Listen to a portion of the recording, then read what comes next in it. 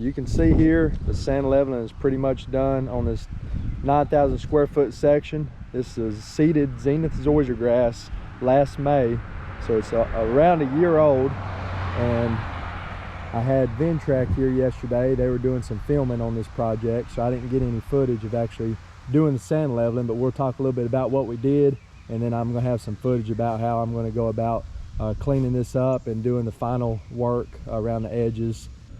So what we did yesterday, we came out here and mowed it. We put the mower on the lowest setting it would go, and I actually put some old blades on the mower. I sharpened them up best I could, and it didn't cut down in the dirt nearly as bad as I thought it would. So I cut it down as low as I possibly could go, and then we came through with an aerator. We ran the aerator over the top of it, one pass, and then we took 12 yards of sand. That's just washed masonry sand, and we dumped it in piles throughout the whole yard.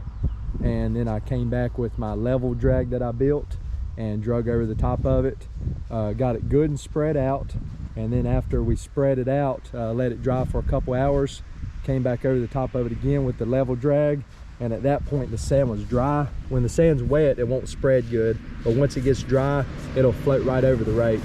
Now you can bury this completely under sand. I know a lot of people say that the little bit of the grass has to be sticking through for it to survive, and that's just not true with Zoysia. I've done it and had no issues with growing it straight through the sand. I'm not so certain you couldn't bury it down an inch in the sand and it still survives. So you got to think about these Zoysia stolons and rhizomes that are growing underground, and they're going to come back up.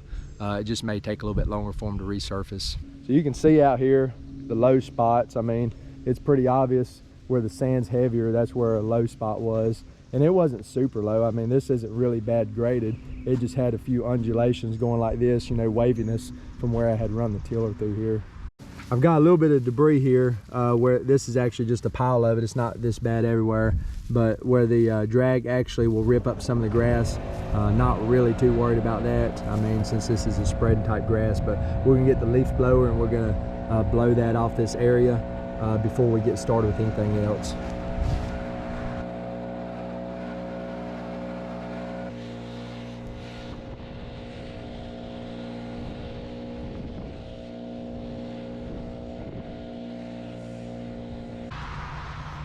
This area right here along the road kind of angles down just a little bit from the road to get water to come out of the road, and that was per DOT. So when you take a 10-foot drag down through here, inevitably the lower end is going to dig down into the turf a little bit. You can see a little bit of a straight line down through there, especially when you get towards the mailbox, which it's not really that big of a deal.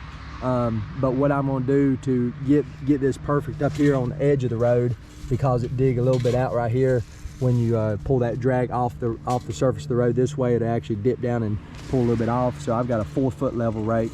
We're going to go down through here. I'm going to spread some sand that I have left over.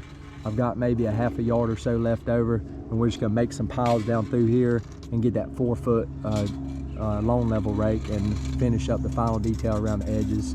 We're going to do the same thing around the landscape bed, around those 3 bushes that way, and then the landscape bed right here. So my philosophy with these projects, you know, you shoot for as best as you can do, try to get as perfect as possible, and then whatever nature gives you, that's what you end up with. And just, it's a multi-year process. You're just going to keep correcting every year, trying to get a little bit better and better. No reason to get discouraged if you don't get it perfect the first time. You can always redo it. So I believe this is called a long level rake. I don't know if it has a specific name or not, but it seems like I ordered it off R&R Products. It's the biggest one they make. My idea was to get the largest one because obviously it's going to level over a larger area.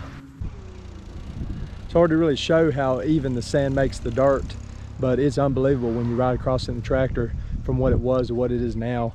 I can ride it across it in high speed and don't even feel it bumping at all.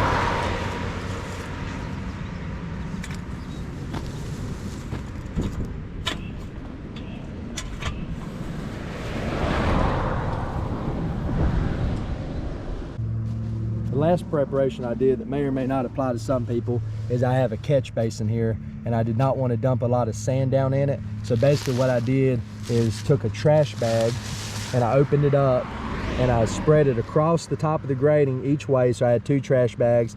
I sandwiched the grading back down on top of the trash bag to hold it in, and it's tight. And you can see it caught all my sand. This is a typical landscape rake. You can pick it up at Lowe's or Home Depot, and I think it's a 36-inch rake. So it works really well along the side of the road too. It doesn't work quite as well in the grass. It does tend to push a lot more material, whereas this rake will actually push some, but it will fall back over the top, and it keeps doing that, and that's how it actually levels it out. So this will work, but it's not going to give you near as level as the surface as what this long leveling rake will. So my goal here is just to kind of build up the back side so the water doesn't run over the drainage basin. So I'm just holding the rake up on a slight angle to where it touches the drainage basin metal, but it's going uphill slightly away from it towards my mailbox. So that's how I'm going to create that little depression. And I'm not aiming for much, you know, maybe a ½ an inch or an inch over this 2-foot area. That looks pretty good right there. I'm happy with that. Now I don't expect all this sand to stay here. I'm hoping that we get this grown in a little bit before the next heavy rainstorm.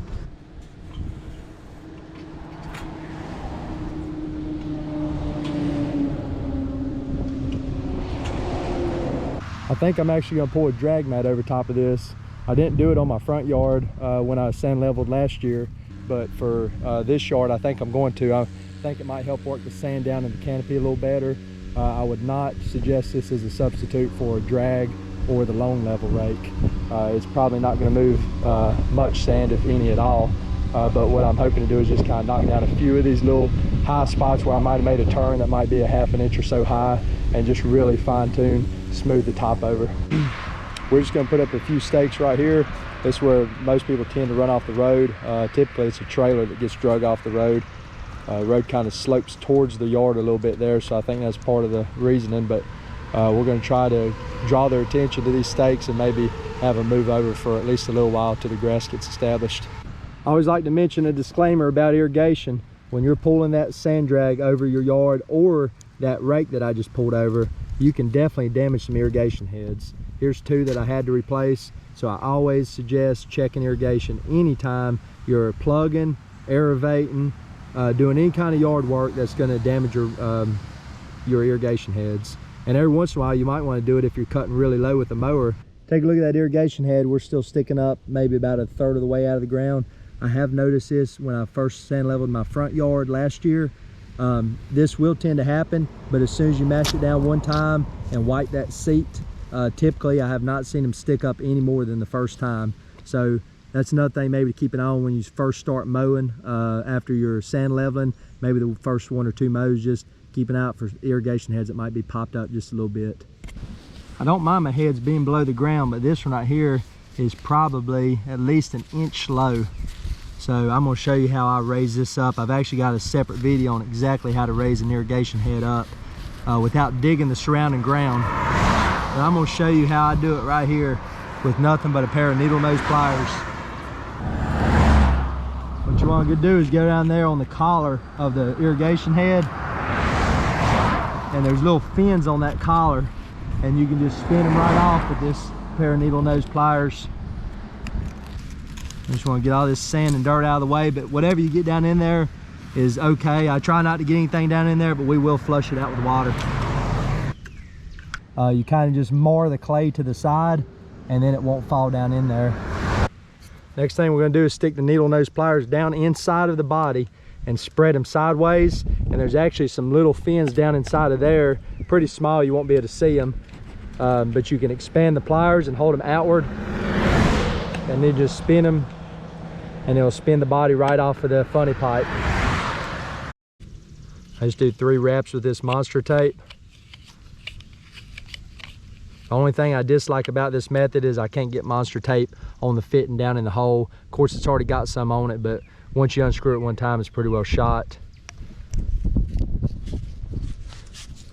So this is just a 2-inch nipple. I picked it up at Lowe's. They do have the Rainbird extensions. I guess you could use those too and just cut it to whatever height you want. These are a whole lot cheaper.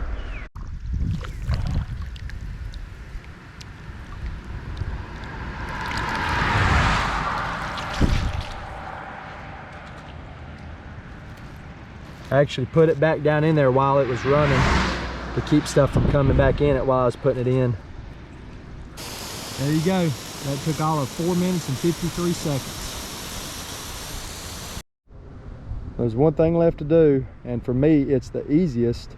For some people it might not be quite so easy, but we're going to run this irrigation probably a ½ inch worth of rain today, this morning.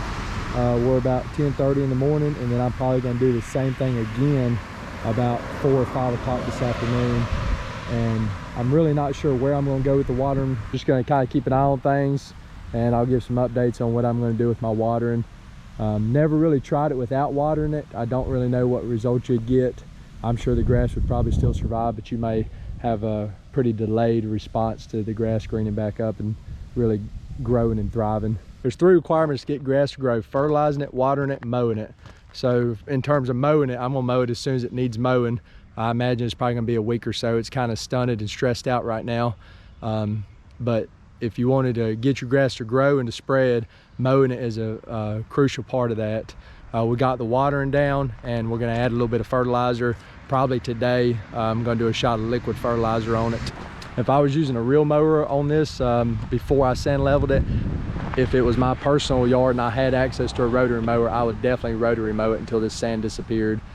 And I'm gonna bump this setting up to a higher setting so I'm not picking up sand, and I'm also not dulling my blades quite as much. So we're probably gonna bump it up to that 1.5 inch, 2 inch setting, probably for the rest of summer. I think I'm gonna do the same on my front yard.